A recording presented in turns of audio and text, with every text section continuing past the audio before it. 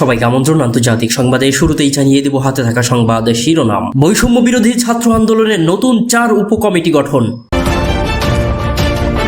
এরপর জানাবো ডক্টর ইউনূসকে পাকিস্তানের প্রধানমন্ত্রীর চিঠি। আরও জানিয়ে দেব হেফাজতের সমাবেশে নিহতদের নামের তালিকা প্রকাশ। আর সর্বশেষে জানাবো ইসরায়েলের সামরিক ঘাঁটিতে হিজবুল্লাহ ড্রোন ও রকেট হামলা, বহু হতাহত। এতক্ষণ জানাচ্ছিলাম সংবাদ শিরোনাম, এবার থাকবে বিস্তারিত। তবে বিস্তারিত খবরে যাওয়ার আগে আপনাদের কাছে অনুরোধ, যারা এখনো আমাদের ইউটিউব চ্যানেলটি সাবস্ক্রাইব করেননি দ্রুতই সাবস্ক্রাইব করে আমাদের পাশেই থাকুন।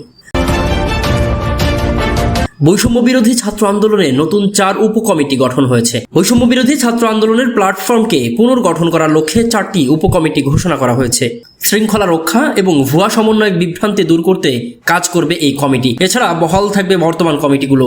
আজ সোমবার 19 আগস্ট সামাজিক যোগাযোগ মাধ্যম ফেসবুকে নিজের প্রোফাইল থেকে এই ঘোষণা দেন বৈষম্য বিরোধী ছাত্র আন্দোলনের অন্যতম সমন্বয়ক হাসনাত আব্দুল্লাহ। নতুন এই 4 উপকমিটি হলো organising wing, programme implementation wing, media and communication wing ও অথরাইজেশন। উপকমিটির তালিকা প্রকাশ করে হাসনাত আব্দুল্লাহ ক্যাপশনে লিখেছেন, প্রদত্ত টিমগুলো মূলত বৈষম্য বিরোধী ছাত্র আন্দোলনের প্ল্যাটফর্মকে পুনর্গঠন করার লক্ষ্যে কাজ করবে। ইতোমধ্যে আমাদের সমর্থনে গঠিত সমন্বয়ক কমিটিগুলো বহাল থাকবে এবং বিভিন্ন পরিসরে নতুনভাবে সকল কমিটি পুনর্গঠন করা হবে। শৃঙ্খলা রক্ষা এবং ভুয়া সমন্বয়ক বিভ্রান্তি দূর করতে বর্তমান কমিটিগুলো অথরাইজেশন এবং নতুন কমিটি গঠনে কাজ করবে। ছাত্র জনতার অভ্যুত্থান রক্ষা এবং জনমানুষের আশা আকাঙ্ক্ষা বাস্তবায়নে কাজ করে যাবে বৈষম্য বিরোধী ছাত্র আন্দোলন।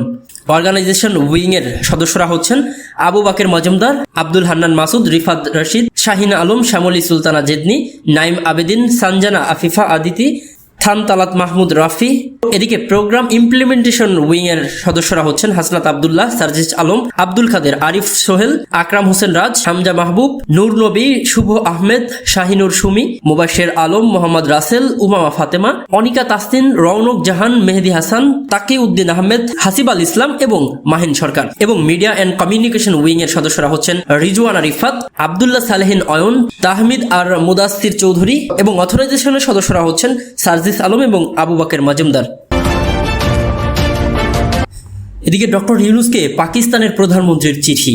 বাংলাদেশের অন্তর্বর্তীকালীন সরকারের প্রধান উপদেষ্টা ডক্টর মোহাম্মদ ইউনূসকে চিঠি দিয়েছে পাকিস্তানের প্রধানমন্ত্রী শাহবাজ শরীফ। সেখানে তিনি জানান, বাংলাদেশের সঙ্গে দ্বিপাক্ষীয় বলিষ্ঠ সম্পর্ক গড়ে তুলতে চায় পাকিস্তান। দ্বিপাক্ষীয় ও বহুপক্ষীয় ক্ষেত্রে পারস্পরিক স্বার্থ সংশ্লিষ্ট সব বিষয়ে বাংলাদেশের সঙ্গে ঘনিষ্ঠভাবে কাজ করতে আগ্রহী দেশটি। সোমবার 19 আগস্ট প্রধান উপদেষ্টার দপ্তর থেকে এই চিঠির কথা জানানো হয়। পাকিস্তানের প্রধানমন্ত্রী বলেন, আমরা আন্তরিকভাবে বাংলাদেশের সঙ্গে দ্বিপাক্ষীয় বলিষ্ঠ সম্পর্ক গড়ে তুলতে চাই, যা আমাদের দুই দেশের জনগণের স্বার্থ রক্ষা করবে এবং তাদের জীবনে অর্থবহ পরিবর্তন আনতে পারবে।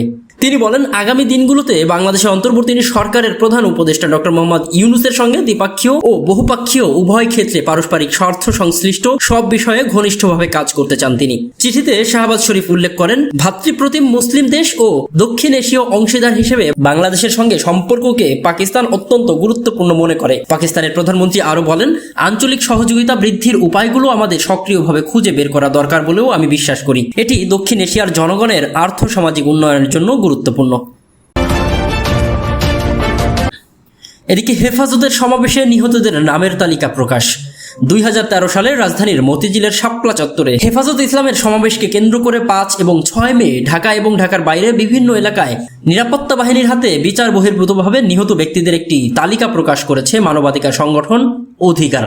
সোমবার 19 আগস্ট সামাজিক যোগাযোগ মাধ্যম ফেসবুকে অধিকার পেজে তালিকা প্রকাশ করা হয়। সংস্থাটি জানায়, 2013 সালে অধিকার নিরাপত্তা বাহিনীর দ্বারা সংগঠিত সেই নির্বিচারে হত্যাযজ্ঞের একটি তথ্য অনুসন্ধান মিশন পরিচালনা করে এবং 61 জন নিহত উল্লেখ করে একটি প্রতিবেদন প্রকাশ করে। ওই প্রতিবেদন প্রকাশের কারণে আওয়ামী লীগ সরকার অধিকারের তৎকালীন সেক্রেটারি আদিলুর রহমান খান এবং সংগঠনের বর্তমান পরিচালক এস.এম. নাসির উদ্দিন এলানের বিরুদ্ধে নিবর্তনমূলক তথ্য ও যোগাযোগ প্রযুক্তি আইসিটি আইন 2006 সংশোধিত 2009 এর 57 ধারায় মামলা করে। সংস্থাটি আরও জানায়, ফ্যাসিবাদী আওয়ামী লীগ সরকার 2013 সাল থেকে অধিকার এবং এর নেতাদের উপর নিপীড়ন, নজরদারি, কর্তৃপক্ষ দ্বারা হয়রানি এবং সরকারপন্থী মিডিয়া দ্বারা নেতিবাচক প্রচারণার মাধ্যমে ব্যাপকভাবে দমন পীড়ন শুরু করে। 1 দশকেরও বেশি সময় বিচারিক হয়রানির পর গত 14 সেপ্টেম্বর 2023 সালে সাইবার ট্রাইব্যুনাল বিচারক এম জুলফিকার হায়াত রায় ঘোষণা করেন এবং বিচার বহির্ভূত হত্যাকাণ্ডের একটি সত্য অনুসন্ধান অনুসন্ধানী প্রতিবেদন প্রকাশের জন্য আইসিটি আইনের অধীনে আদিলুর রহমান খান এবং এস.এম. নাসির উদ্দিন এলানকে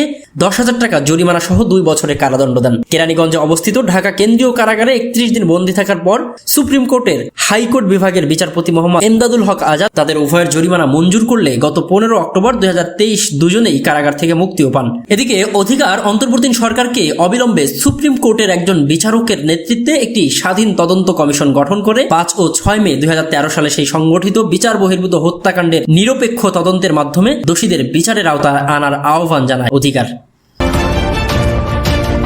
এদিকে ইসরায়েলি সামরিক ঘাঁটিতে হিজবুল্লাহর ড্রোন ও রকেট হামলা, বহু হতাহত।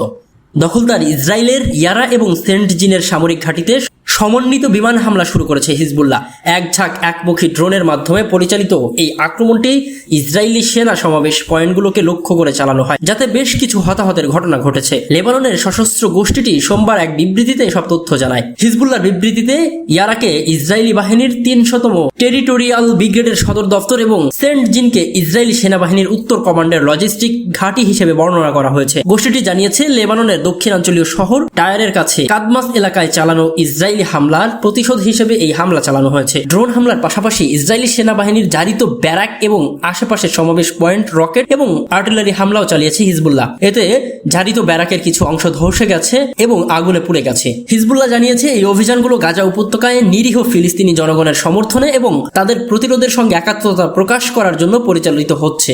এদিকে আল মায়াদিনের এক সংবাদদাতা জানিয়েছে হিজবুল্লাহর ড্রোনগুলো পশ্চিম আল জলিলে সদ্য প্রতিষ্ঠিত ইসরায়েলি সামরিক সাইটগুলোকে লক্ষ্যবস্তু করেছে। ইসরায়েলি সংবাদ মাধ্যম হেডশট হ্যামট জানিয়েছে হিজবুল্লাহর হামলায় ওই এলাকায় 1 সৈন্য নিহত হয়েছে এবং 6 জন আহত হয়েছে। তাদের মধ্যে একজনের অবস্থা আরো গুরুতর। ইসরায়েলি মিডিয়াগুলো জানিয়েছে ইসরায়েলি সেনা ব্রিগেডের সদর দপ্তর ইয়ারা ও হিজবুল্লাহ হামলা একটি গুরুতর ঘটনা। লেবানন থেকে এই ড্রোন এবং রকেট হামলা চালানো হয় এবং সেগুলো সরাসরি লক্ষ্যবস্তুতে আঘাত হানে। এদিকে ইসরায়েলের নাহারিয়া এলাকায় ছোড়া রকেট ব্যারেজ অস্বাভাবিক বলে বর্ণনা করেছে ইসরায়েলি ম্যারিফ পত্রিকার সামরিক সংবাদদাতা ওভি আশকেনাজি। আর ইসরায়েলি মিডিয়াকে তিনি জানিয়েছে সেখানে ড্রোন বিস্ফোরণের পর অন্তত 3 জন আহত ব্যক্তির নাহারিয়া মেডিকেল সেন্টারে নিয়ে যাওয়া হয়েছে।